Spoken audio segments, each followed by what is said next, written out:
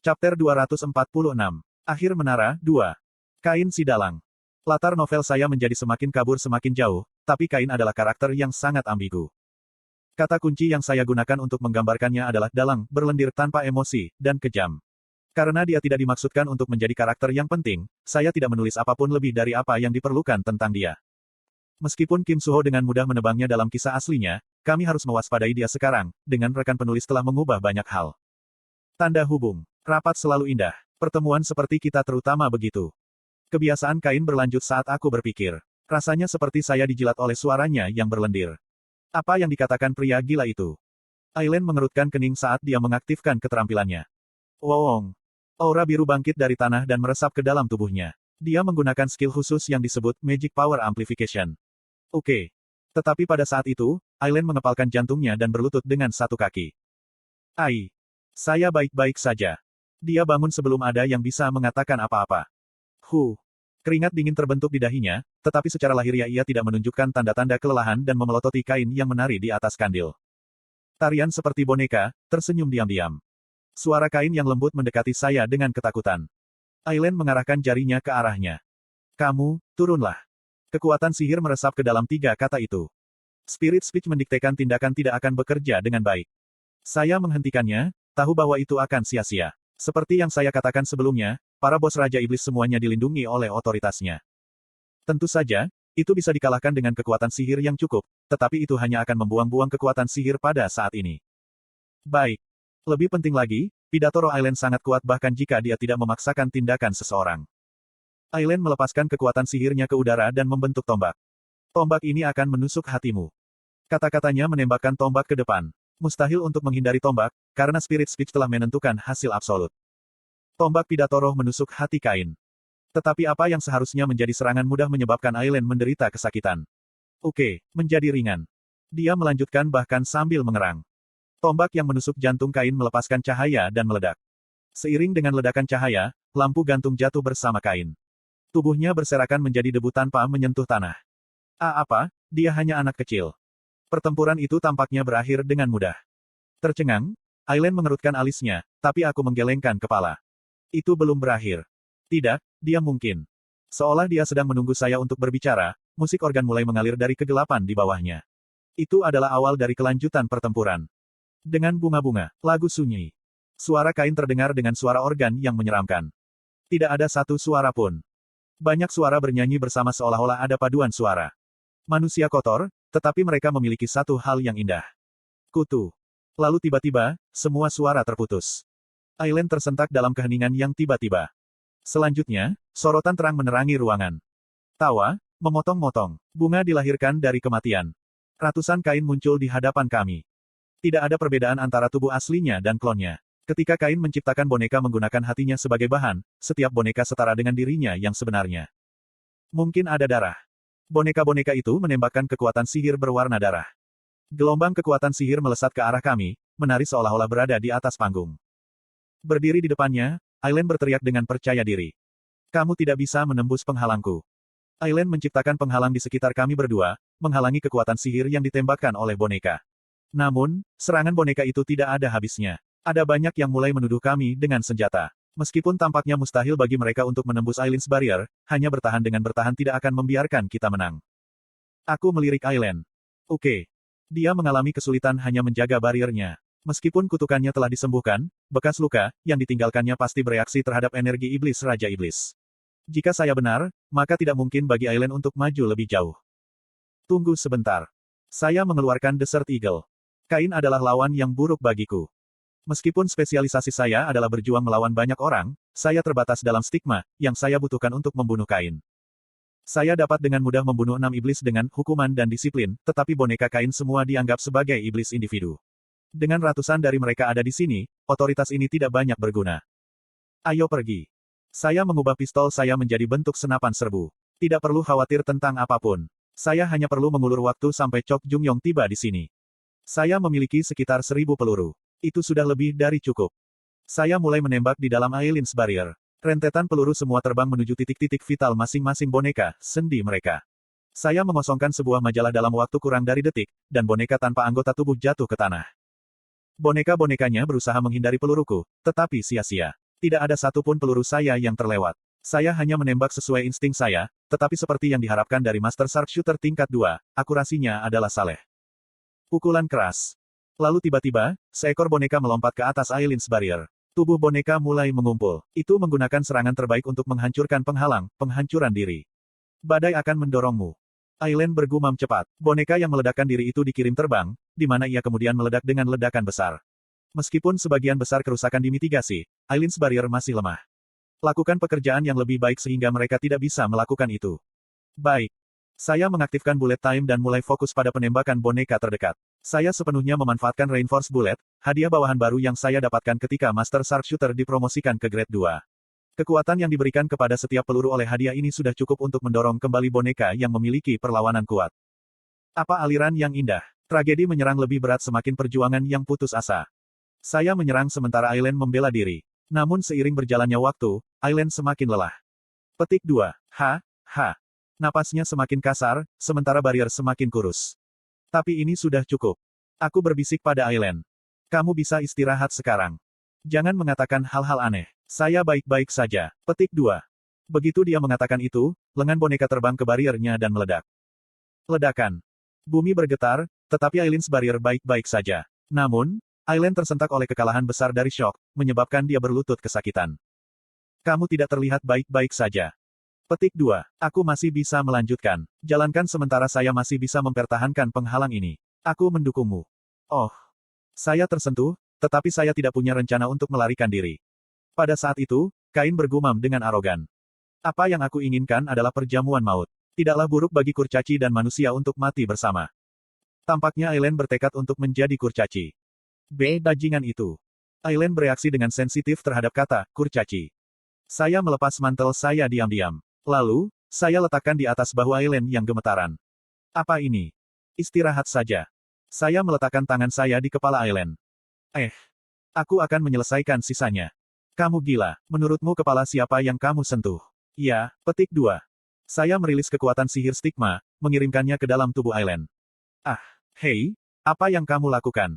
Aku mulai mengantuk. Itu adalah kata-kata terakhirnya. Penghalang yang melindungi kami menghilang, tetapi saya tidak membutuhkannya lagi. Alasannya sederhana. Itu karena sekutu dunia yang paling dapat diandalkan akhirnya tiba. Oi. Sebuah suara berat terdengar di belakangku. Aku mengambil Aileen dan mundur selangkah. Chok Jungyong mengerutkan kening. Kenapa kamu dengan bocah itu? Ternyata seperti ini. Musuh ada di depan kita. Anda bisa melihatnya, kan? Petik 2. Iya, tentu saja ada banyak dari mereka. Ketidaksenangannya melihat Aileen hanya berlangsung sesaat, ketika senyum lebar muncul di wajahnya. Dia hanya senang bisa bertarung. Kekuatan lawannya hanya membuatnya bersemangat. Sebuah aktor baru bergabung. Tapi ada apa dengan mereka? Mereka semua terlihat sama. Chok Jungyong bertanya saat dia membelah buku-buku jarinya. Pria itu dalang. Oh, dan seorang psikopat. Petik 2. Oh. Saya tidak perlu memberikan penjelasan terperinci kepada Chok Jungyong. Dia mengangguk dan mulai meregangkan tubuh. Jadi aku harus membantai mereka semua. Ya. Retak, retak. Begitu Chok Jungyong selesai melakukan peregangan, suara Kain terdengar. Aku sang maestro pencinta seni. Oh ya. Chok Jungyong diaktifkan, Secret March. Tubuhnya yang seperti baja berubah lebih keras. Itu keren. Chok Jungyong mengaktifkan skill lain. Keahlian unik, sihir tak terbatas. Skill yang memberi penggunanya pasokan sihir yang tak terbatas. Setelah keterampilan ini diaktifkan, Chok Jungyong benar-benar tidak terkendali. Aku juga sama. Aura biru meletus dari tubuh Chok Jungyong. Aku menemukan aktor yang bisa menjadi bagian dari. Chok Jungyong melesat maju seperti binatang buas sebelum Kain bahkan bisa selesai berbicara. Bola energi yang mengerikan terkonsentrasi pada tangannya yang besar. Petik 2 tanda hubung tanda seru petik 2. Dengan raungan binatang buas, dia melompat ke lautan boneka. Meskipun boneka segera mulai melakukan serangan balik, serangan mereka semua menggaruk udara. Menembak. Suara gugup Kain terdengar. Kuhahaha. Tawa Chok Jungyong bergemuruh. Dia memasukkan energi blast-nya ke tanah. Ledakan. Ledakan energi menghancurkan tanah dengan gemuruh yang mengguncang bumi.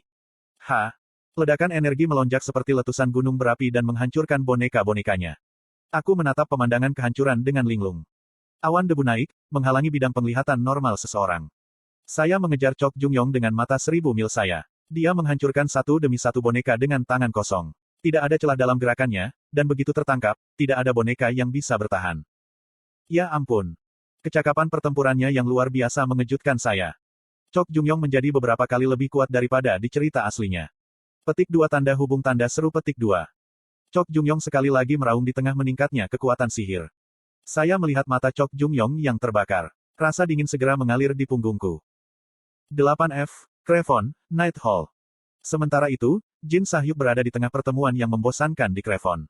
Sebagai komandan ksatria, dia harus menentukan bagaimana memimpin perintah ksatria. Tentu saja, dia hanya ada di sana untuk tampil bermartabat. Pembicaraan penting dilakukan oleh anggota staf lainnya. Kemudian sebagai imbalan untuk meningkatkan jumlah ksatria pada patroli malam, pengadilan kerajaan dapat meningkatkan kesejahteraan bagi ksatria dan keluarga mereka. Jin Sahyuk terangkat dari kursinya segera setelah diskusi mencapai keputusan. Oke, itu akhir dari pertemuan. Ya, Komandan Knight. Kita masih harus bicara tentang lantai 9. Petik 2. Kita bisa melakukannya nanti. Tidak, sebenarnya, rekam saja diskusi Anda dalam bola kristal. Saya akan melihatnya. Petik 2. Jin Sahyuk mengusir anggota staf dengan tangannya. Apakah itu karena dia baru saja menyelesaikan bedah penguatan sifat unik lantai 7? Dia sangat mengantuk hari ini. Ya, hati-hati, Komandan Knight. Petik 2 petik 2. Jin Sahyuk meninggalkan ruang rapat sambil menguap. Setelah berjalan menuruni tangga Night Hall, dia mengunjungi kandang. Kuda kesayangannya, Atali, meringkik dalam kebahagiaan. Komandan Knight Shin Jahyuk Nim. Ketika dia akan menunggang kuda kepercayaannya, sebuah suara perak terdengar. Jin Sahyuk berbalik. Rahel. Rahel berdiri di sana. Dia memberi Jin Sahyuk senyum lembut. Itu adalah senyum seorang bangsawan sejati, lembut dan tidak berubah-ubah. Memandangnya, Jin Sahyuk memutuskan untuk memberinya waktu. Ada apa? Ada sesuatu yang ingin ku berikan padamu. Kamu, untuk saya. Iya nih.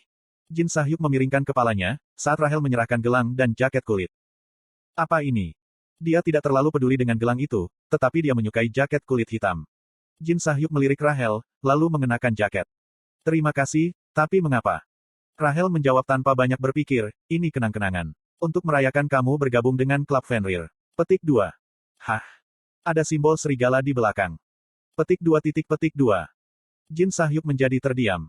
Klub Fenrir, itu adalah kelompok yang dibentuk oleh penggemar Kim Ha-jin. Jika kamu terus bekerja keras. Rahel melirik sebentar, lalu berbisik pelan. Aku bisa membiarkanmu bertemu dengannya. Dia berutang budi padaku. Petik 2. Jin Sahyuk terkejut, tapi Rahel hanya tersenyum cerah. Untuk menjelaskan situasi ini, peristiwa masa lalu harus dijelaskan.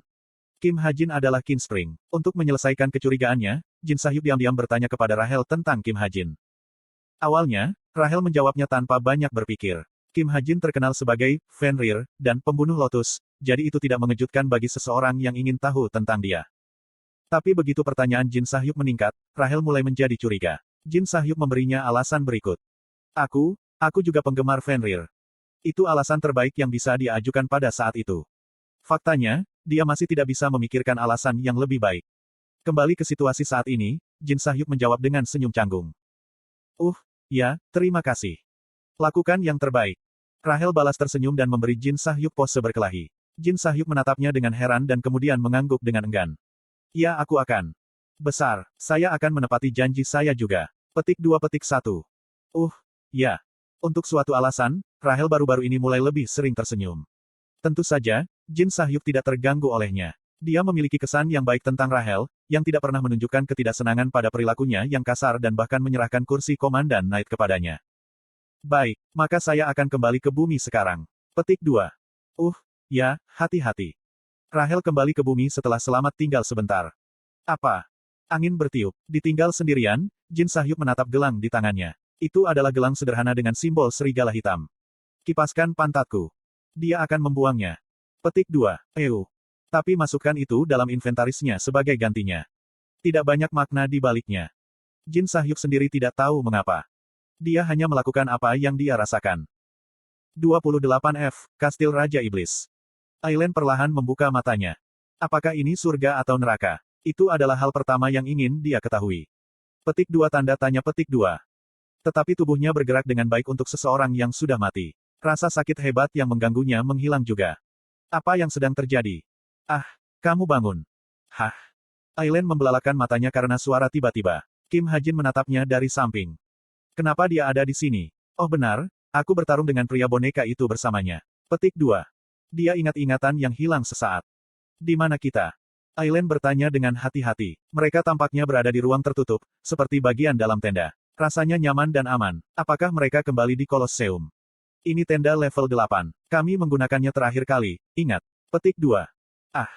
Kim Hajin telah menyiapkan tenda ini mengetahui bahwa ia harus tidur di luar mulai dari lantai 27. Karena tenda memiliki fungsi pembersih udara, Aileen dapat pulih setelah beristirahat di sini selama 8 jam. Aileen menggosok matanya dengan bingung. Dia melakukan peregangan beberapa kali, lalu mengangkat bagian atas tubuhnya. Apa yang terjadi? Kamu pingsan, jadi aku. Tidak, bukan itu. Maksud saya pria sindrom tingkat 8 yang gila. Petik 2. Ah, gelombang.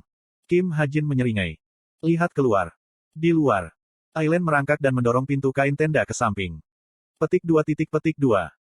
Segera, pikirannya menjadi kosong. Dia tidak bisa mengerti pemandangan yang dilihatnya. Sepertinya bencana alam telah melanda negeri itu. Atau mungkin, ada injak binatang buas ribuan monster. Apa? Ada retakan apokaliptik di seluruh tanah, dengan boneka rusak berserakan di mana-mana. Sudah kubilang tenang dulu, kan? Kim Hajin mendekatinya. Dia menyerahkan pot yang mengeluarkan aroma menggoda. Makan. Apa itu? Bubur. Petik 2. Aileen memandangi Kim Hajin dan berpikir, aku tidak dalam kondisi terbaikku, tetapi pria boneka itu tidak lemah. Faktanya, dia sangat kuat. Kim Hajin benar-benar melakukan semua ini hanya dengan pistol. Saya berpikir ini terakhir kali, tetapi orang ini. Dia benar-benar sangat kuat. Petik 1. Melihat Aileen linglung, Kim Hajin mengambil bubur dan memberinya makan.